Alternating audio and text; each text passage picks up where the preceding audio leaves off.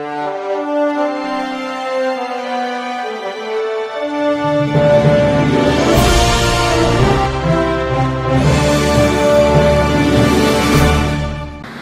मी Shweta Pawar, city TV लाईव्हच्या बातमीपत्रात आपलं स्वागत आहे। माननीय पोलीस अधीक्षक संदीप घुगे यांनी स्थानिक गुन्हे अन्वेषण शाखेस जबरी चोरीचे गुन्हे करणारे इसमांची माहिती काढून त्यांच्यावर कारवाई करून जबरी चोरीचे गुन्हे उघडकीस आणण्याचे आदेश दिले होते।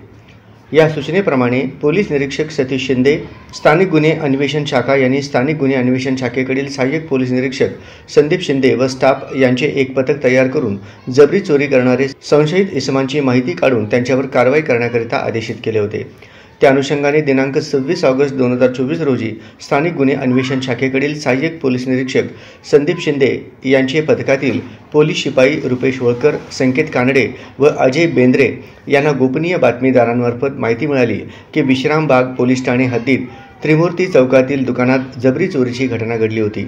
सदर गुन्ह्यातील जबरी चोरी करणारे 2 इसम तक्षशिला शाळेकडे जाणारे रोडवर रामकृष्ण मंदिराजवळ फिरत आहेत अशी खात्रीलायक बातमी मिळाली। नमूद पथकाने मिळालेल्या बातमीप्रमाणे तक्षशिला शाळेकडे जाणारे रोडवरील रामकृष्ण मंदिर परिसरात सापळा रचून निगराणी करीत असताना बातमीतील नमूद हकीकतीप्रमाणे 2 इसम पोलीस पथकाला पाहून पळून जाऊ लागले असता सहाय्यक पोलीस निरीक्षक संदीप शिंदे यांच्या पथकाने सदर इसमांना पळून जाण्याची संधी न देता त्यांना ताब्यात घेऊन त्यांचे नाव व गाव विचारता त्यांनी त्यांची नावे सागर चौगुले वय 33 वर्षे, जयभीम कट्ट्याच्या पाठीमागे इंदिरानगर विश्रामबाग सांगली, सुखदेव कांबळे वय 42 वर्षे, हनुमान गल्ली हनुमाननगर 5वी गल्ली विश्रामबाग सांगली अशी असल्याचे सांगितले। सहाय्यक पोलीस निरीक्षक संदीप शिंदे यांनी विश्रामबाग पोलीस ठाण्यास दाखल जबरी चोरीच्या अनुषंगाने चौकशी केली असता त्यांनी सदर गुन्हा केल्याची कबुली दिली।